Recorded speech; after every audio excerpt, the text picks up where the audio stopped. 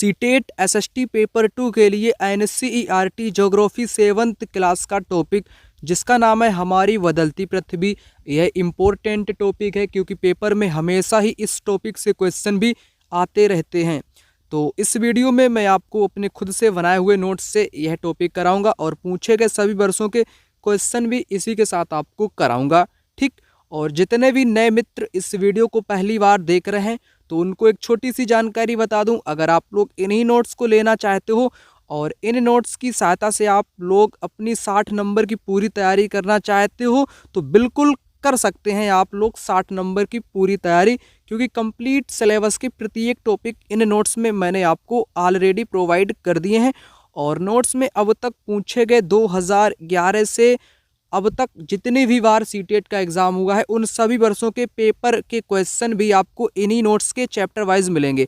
जैसे मैं आपको ये वाला चैप्टर अभी आपको वीडियो के माध्यम से कराऊंगा और इस टॉपिक से जितने भी क्वेश्चन पूछे गए वे भी आपको कराऊंगा और इन नोट्स में आपको ये सभी क्वेश्चन चैप्टर वाइज मिल जाएंगे प्रत्येक टॉपिक के, अर्थात 60 नंबर की पूरी तैयारी आपकी इन्हीं नोट्स के माध्यम से हो जाएगी। अलग से कुछ भी आपको पढ़ना नहीं पड़ेगा क्योंकि कंटेंट और पीवाईक्यू दोनों एक ही जगह आपको मिल जाएंगे। जितने भी नए मित्र इन नोट्स को लेना चाहते हैं यहाँ पर नंबर आपकी स्क्रीन पर है, इस नंबर पे आप लोग कॉल या व्हाट्सएप पर मैसेज करके इन नोट्स को ले सकते हो, ठीक। नोट्स आपको फ्री में नहीं मिलेगा, इसका कुछ शुल्क आपको चुकाना पड़ेगा, ठीक। तो चलिए इस वीडियो को शुरू करते हैं। तो नए मित्र इस वीडियो को लाइक करके चैनल को सब्सक्राइब भी कर लेना। और यह टॉपिक क्या है आपका, इस टॉपिक का नाम है हमारी बदलती पृथ्वी। तो सबसे पहले समझ लेते हैं कैसे हमारी पृथ्वी में बदलाव आता है, क्या क्या परिवर्तन होते रहते हैं। तो सबसे पहले आपको बताना चाहूँगा स्थलीय मंडलीय प्लेट। स्थलीय मंडलीय प्लेट भूपर्पटी में अनेक बड़ी एवं कुछ छोटी कठोर असमान आकार की प्लेट होते हैं जिन पर महाद्वीप एवं महासागर की सतह टिकी हुई हैं।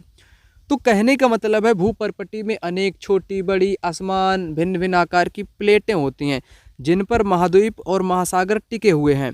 नेक्स्ट, प्लेट हमेशा धीमी गति से घूमती रहती है, प्रत्येक वर्ष केवल कुछ किलोमीटर तक पृथ्वी के अंदर पिघले मैग्मा के कारण होता है। तो पृथ्वी जो है वो प्लेट जो है ना, पृथ्वी की जो प्लेट है, जो भूपर्पटी में जो प्लेट है, प्लेट क्या करती है वो धीमी गति से घूमती रहती है, एक वर्ष में कुछ किलोमीटर तक खिसक जाती है या घूम जाती है। ऐसा घूमने का इसका कारण क्या है, पिघले हुए मैग्मा के कारण घूमती है। किस कारण घूमती है, पिघले हुए मैग्मा के कारण घूमती है। प्लेट की इस गति के कारण पृथ्वी की सतह पर परिवर्तन होता है।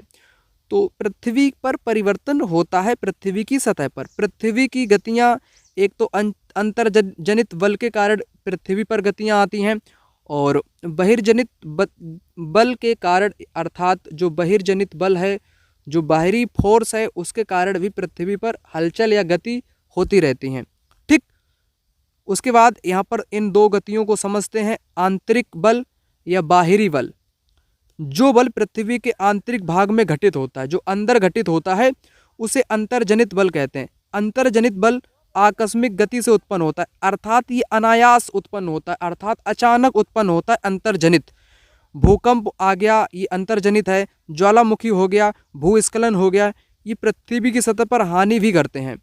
और जो बहिर्जनित बल हैं, जो बाहरी बल हैं, जो बल पृथ्वी की सतह पर उत्पन्न होते हैं, अर्थात पृथ्वी की सतह पर जितने भी जो गतियाँ उत्पन्न होंगी, जैसे अपर्दन है, निक्षेपण है, अपर्दन निक्षेपण, नदी का अपर्दन, पवन का निक्षेपण, समुद्र का निक्षेपण, तरंग है, हिमनद है, ये सभी मैं आपको पढ़ाऊंगा भी। ज्वालामुखी, भूकंप, भूस्खलन, ये भी मैं पढ़ाऊंगा।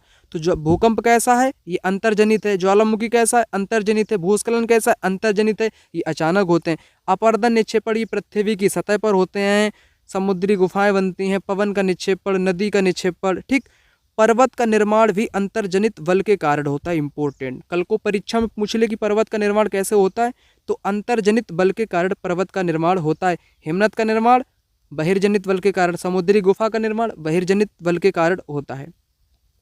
अब सबसे पहले ज्वालामुखी को समझा देता हूँ आप लोगों को। ज्वालामुखी भूपर्पटी पर खुला एक ऐसा छिद्र या मुख होता है जिससे पिघले हुए पदार्थ अचानक अनायास बाहर निकलते हैं, अचानक से निकलते हैं। भूकंप को समझा देता हूँ। स्थल मंडलीय प्लेटों के गति करने पर पृथ्वी की सतह पर कंपन होता है। पृथ्वी की सतह पर कंपन कैसे होता है? जब भूपर्पटी वाली जो स्थल मंडल की जो प्लेटें हैं वो घूमती हैं या गति करती हैं। और स्थल मंडलीय प्लेट क्यों घूमती है? ये घूमती है मैग्मा के कारण घूमती हैं। तो पृथ्वी पर क्या होता है? कंपन होता है, अर्थात हलचल मचता है, पृथ्वी एकदम कंपित होती है, कंपन होता है, घूमती है। ठीक, तो यह कंपन पृथ्वी के चारों ओर गति कर सकता है। इस कंपन को भूकंप के नाम से जाना जाता है। और इसमें 2-3 पॉइंट इंपॉर्टेंट है। एक तो उद्गम केंद्र, उद्गम केंद्र को समझ लेना आवश्यक है। भूपर्पटी के ठीक नीचे वह स्थान जहां कंपन आरंभ होता है, कंपन जहां पर आरंभ होता है उसको उद्गम बोलते हैं, उद्गम स्थान बोलते हैं, उद्गम केंद्र बोलते हैं। जहां पर कंपन कंपन क्या होता है? आरंभ होता है, ये भूपर्पटी के नीचे का स्थान है। उसके बाद अधिकेंद्र, उद्गम केंद्र के भू सतह पर उसके निकटतम स्थान को अधिकेंद्र कहते हैं। अर्थात उद्गम केंद्र के पास ही अधिकेंद्र है, जो निकटतम स्थान है। अधिकेंद्र से कंपन बाहर की ओर तरंगों के रूप में गमन करती है।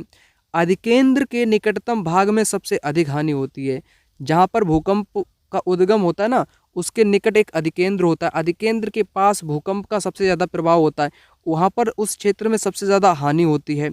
अब देखो, अधिकेंद्र से दूरी बढ़ने के साथ साथ भूकंप की तीव्रता धीरे धीरे कम होती जाती है। जो भूकंप का प्रारंभ है, सबसे अधिक हानि कौन सी जगह पर होगी? अधिकेंद्र से होगी।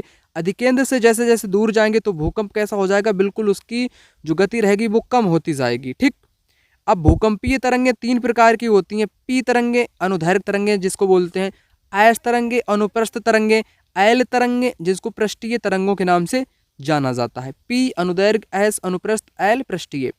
अब क्वेश्चन देखो, जो मैंने आपको बलों के बारे में 2 प्रकार के बताया, जो 2 बल गति करते हैं पृथ्वी पर। अंतर्जनित, इंडोजेनिक फोर्स कभी कभी आकस्मिक गति से उत्पन्न होते हैं, अनायास अचानक निकलते हैं, ये बात सही है। भूकंप और ज्वालामुखी ऐसी ही आकस्मिक घटनाएं हैं जिसके कारण पृथ्वी के सतह पर अत्यधिक हानि होती है। दोनों कैसे हो जाएंगे? सही हो जाएंगे। ठीक, समझ गए। नेक्स्ट 2015 में आया है, भूपर्पटी में वह स्थान जहाँ से भूकंपीय तरंगें आरंभ होती हैं। भूकंपीय तरंगें आरंभ होती हैं तो उद्गम केंद्र से आरंभ होती हैं। ठीक, और अधिकेंद्र उद्गम केंद्र से क्या होती हैं? आरंभ होती हैं। अधिकेंद्र पर क्या होता है? यहाँ पर सबसे ज़्यादा इसका मतलब कि गति सबसे ज़्यादा कहाँ पर होती है? अधिकेंद्र के पास सबसे ज़्यादा गति होती है। उसके बाद नेक्स्ट देख लो, ये वाला क्वेश्चन आया है दिसंबर 2024 में मिलान वाले, देख लो। पी तरंगें, अभी मैंने आपको क्या बताया? मैंने आपको बताया जो पी तरंगें हैं, जो एल तरंगें हैं, एल का मिलान किसके साथ हो जाएगा?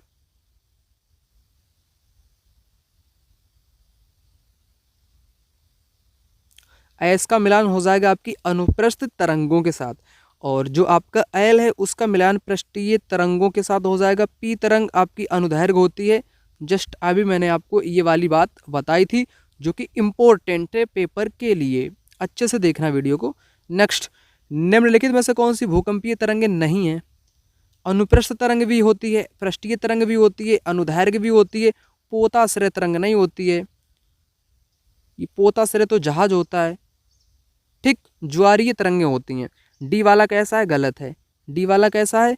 गलत है, नहीं वाला हो जाएगा। नेक्स्ट पॉइंट देख लो, यहाँ पर भूकंप का मापन, इसको समझ लो, आवश्यक है, पेपर में क्वेश्चन बनता है। भूकंप का मापन, भूकंप का मापन भूकंप लेखी से किया जाता है। भूकंप की तीव्रता रिक्टर स्केल पर मापी जाती है। भूकंप की तीव्रता 2.0 अथवा कम होती है तो उसका प्रभाव नहीं होता है। देखो, भूकंप का मापन भूकंप लेखी से किया जाता है, और भूकंप की जो तीव्रता मापी जाती है उसको नाम क्या है? रिक्टर स्केल उसका नाम है। भूकंप की तीव्रता अगर 2 है या उससे कम है तो उसका प्रभाव ना के बराबर पड़ता है। ठीक, अगर 5 है भूकंप का प्रभाव 5.0 तो वस्तुएं कैसी हैं? गिरने लगती हैं, गिरने से नुकसान। वस्तुएं कब गिरेंगी? 5 पर गिरेंगी। 6 पर क्या होगा? बहुत शक्तिशाली हो जाएगा। 7 पर क्या होगा? सर्वाधिक शक्तिशाली हो जाएगा। 26 जनवरी 2001 को भुज गुजरात शहर में 6.9 की तीव्रता वाला भीषण भूकंप आया था। लगभग 7 पॉइंट आप लोग कह सकते हो। तो भीषण भूकंप आया था भुज शहर में 26 जनवरी 2001 को। तो 5 में वस्तुएं गिरेंगी, 6 में बहुत शक्तिशाली, 7 में सर्वाधिक शक्तिशाली, बहुत नुकसान। इतना मैंने समझा दिया ज्वालामुखी भूकंप के बारे में। अब नदी के बारे में समझो, नदी के कार्य। जब नदी किसी बड़े ढाल वाले स्थान से अत्यधिक कठोर शैल या खड़े ढाल वाली घाटी में गिरती है तो वह जलप्रपात बनाती है। जैसे समझो, एक जलप्रपात का नाम आपने सुना होगा, धुआंधार। क्या सुना है? धुआंधार जलप्रपात। यह एमपी में है। कहाँ पर है? एमपी मध्य प्रदेश के जबलपुर शहर में यह धुआंधार प्रपात है। वो नर्मदा नदी पर है। कौन सी नदी पर? नर्मदा नदी पर है। इसको समझ लेना उपयोगी रहेगा आपके लिए, जलप्रपात को, वाटरफॉल को। जैसे मैंने चित्र के माध्यम से यहाँ पर बताया, इसको समझ लो। जैसे ये क्या है? ये है एक ऊपर, इसको रंग चेंज करूँ ना, ये वाला है आपका क्या है? ये वाला पहाड़ है। इस प्रकार से ये क्या है? पहाड़ है। और ऊपर से नदी गिर रही है। क्या है? ऊपर से इस प्रकार की नदी गिर रही है पहाड़ से, तो ये वाटरफॉल बन रहा है। क्या? वाटरफॉल, अर्थात जलप्रपात बन रहा है। तो ये एक आकृति है नदी की। जब नदियाँ किससे गिरती हैं? पहाड़ों से या खड़े ढाल वाली घाटी से गिरती हैं, तो ये जलप्रपात का निर्माण करती हैं। नदियाँ सबसे पहले क्या बनाती हैं? जलप्रपात का निर्माण करती हैं। उसके बाद फिर नदियाँ धीरे धीरे जलप्रपात के बाद मैदानों में आ जाती हैं। कहाँ पर? मैदानी क्षेत्र में आ जाती हैं। तो नदियाँ विसर्प का रूप ले लेती हैं। विसर्प, जैसे कोई नदी आई मैदान में तो वो ऐसी टेढ़ी मेढ़ी अर्थात सांप की तरह चलने लगेगी मैदानी क्षेत्र में, तो इसको बोलते हैं विसर्प आकृति। जब नदी मैदानी क्षेत्र में प्रवेश करती है तो वह मोड़दार मार्ग पर बहने लगती है। नदी के इन बड़े मोड़ों को विसर्प कहते हैं। उसके बाद चाप झील, मुख्य नदी से एक अलग झील बनती है, उसे चाप झील कहते हैं। नदी समुद्र तक पहुंचते पहुंचते नदी प्रवाह धीमा हो जाता है। अनेक धाराओं में नदी विभाजित हो जाती है, जिसे वितारिका के नाम से जाना जाता है। उसके बाद समुद्र को समझ लेना उपयोगी रहेगा। फिर एक साथ क्वेश्चन आपको करा दूंगा। समुद्री तरंग के कार्य। समुद्री तरंग के अपरदन एवं निक्षेपण तटीय स्थलाकृतियां बनाते हैं। ठीक, समुद्री तरंग के अपरदन एवं निक्षेपण तटीय स्थलाकृतियां बनाते हैं। समुद्री तरंगें लगातार शैल से टकराती रहती हैं, जिससे दरार विकसित होती है। इनको समुद्री गुफा कहते हैं। समुद्री गुफा कहते हैं। समुद्री गुफा के बड़े होने पर केवल छत बचती है, जिसे तटीय मेहराव कहते हैं। छत बचती है, जिसे तटीय मेहराव कहते हैं। लगातार अपरदन छत को भी तोड़ देती है, केवल दीवार जैसी संरचना बचती है। दीवार जैसी संरचना को स्टैक बोलते हैं। यहाँ से पेपर में कई बार क्वेश्चन पूछा जाता है कि स्टैक किसको बोलते हैं। तो समुद्री गुफा को समझ लिया, तटीय मेहराव छत को बोलते हैं, और छत भी टूट जाती है तो दीवार बचती है, दीवार को क्या बोलते हैं? स्टैक बोलते हैं। यहाँ पर चित्र में समझ लो, स्टैक की आकृति ऐसी, तटीय मेहराव ये रहा, समुद्री गुफा ये रही। अब देखो हिमनद को समझ लो, फिर एक साथ क्वेश्चन कराऊंगा आपको। हिमनद, हिमनद अथवा हिमानी वर्ष की नदियां होती हैं। हिमानी बर्फ की नदियां होती हैं। हिमनद के निक्षेपण से हिमोड़ का निर्माण होता है। पवन के कार्य देख लो। रेगिस्तान में पवन अपरदन व निक्षेपण होता है। रेगिस्तान में छत्रक शैल बनते हैं। पवन के कारण रेगिस्तान में रेत की पहाड़ी बनती है, जिसे बालू का डिब्बा कहते हैं। पवन के निक्षेपण को लोयस कहते हैं। पवन के निक्षेपण को क्या बोलते हैं? लोयस कहते हैं। इम्पोर्टेंट है। चीन में लोयस के विशाल निक्षेप पाए जाते हैं। इम्पोर्टेंट है। पवन को भी समझ लिया। ये देखो बालू का डिब्बा रेगिस्तान में इस प्रकार के बन जाते हैं पवन के द्वारा। अब देखो समुद्र से जुड़ा हुआ क्वेश्चन। तटीय क्षेत्रों में समुद्री गुफाएं बनती हैं। समुद्री गुफाओं के निर्माण के लिए उपयुक्त कारण क्या हो जाएगा? तरंगों द्वारा अपरदन एवं निक्षेपण हो जाएगा। ठीक, पवन अपरदन से क्या होता है? लोयस, बालू का डिब्बा जैसी आकृतियां बनती हैं। ठीक, नेक्स्ट, स्टैक कहाँ पर बनता है? समुद्र में बनता है। एक दीवार जैसी संरचना है। समुद्री तरंग कैसी है? दीवार जैसी संरचना है। क्या स्टैक क्या है? दीवार जैसी एक संरचना है। अब आ जाओ मिलान वाले क्वेश्चन पर। मिलान वाले क्वेश्चन को भी कर लो। तटबंध, ये नदी में बनता है। ठीक, स्टैक कहाँ पर? समुद्री तरंग में। छत्रक शैल, पवन, हिमौड़, हिमनद। निम्नलिखित युग्मों पर विचार कीजिए, कौन सा सही युग्म सुमेलित है? तो आपका बी वाला सही सुमेलित है और डी वाला सही सुमेलित है। बी और डी यहाँ पर इस क्वेश्चन के जवाब हो जाएंगे। नेक्स्ट देख लो, ये भूकंप मैं आपको अभी बता रहा था, किसी भूकंप के दौरान रिक्टर स्केल की तीव्रता पर वस्तुएं गिरने लगती हैं, तो 5 पर वस्तुएं गिरने लगती हैं, ठीक। 6 शक्तिशाली और 7 सर्वाधिक शक्तिशाली होता है। वस्तुएं किस पर गिरेंगी? 5 पर गिरेंगी, अभी मैं आपको बता रहा था। उसके बाद देख लो, जब नदी मैदान में प्रवेश करती है तो यह मुड़ जाती है और बड़े मोड़ बनाकर बहती है, जो कहलाता है विसर्प कहलाता है, ठीक। नदियाँ सबसे पहले पहाड़ से गिरती हैं तो जलप्रपात बनाती हैं, उसके बाद मैदान में प्रवेश करती हैं तो विसर्प बनाती हैं। वो मैंने आपको बताया, दिसंबर 2018 में यह क्वेश्चन आया हुआ है। नए मित्र, इन नोट्स को अवश्य रूप से ले लेना। नंबर आपकी स्क्रीन पर आपको लिख करके आ रहा होगा। इस नंबर पे आप लोग मेरे से डायरेक्ट कॉल भी कर सकते हो, व्हाट्सएप पर मैसेज करके भी नोट्स आप लोग ले सकते हो। 9696400597। नेक्स्ट, निम्नलिखित स्थलाकृतियों में से किसमें छत्रक शैल पाए जाते हैं? तो पवन में, अर्थात रेगिस्तान में छत्रक शैल पाए जाते हैं। स्टैग किसकी अपर्दन है? तो समुद्री तरंग की है। उसके बाद ये वाला क्वेश्चन और देख लो, निम्नलिखित कारणों में से किस कारण चाप झील बनती है? चाप झील बनती है अपर्दन से, निक्षेपण से या विसर्पण से।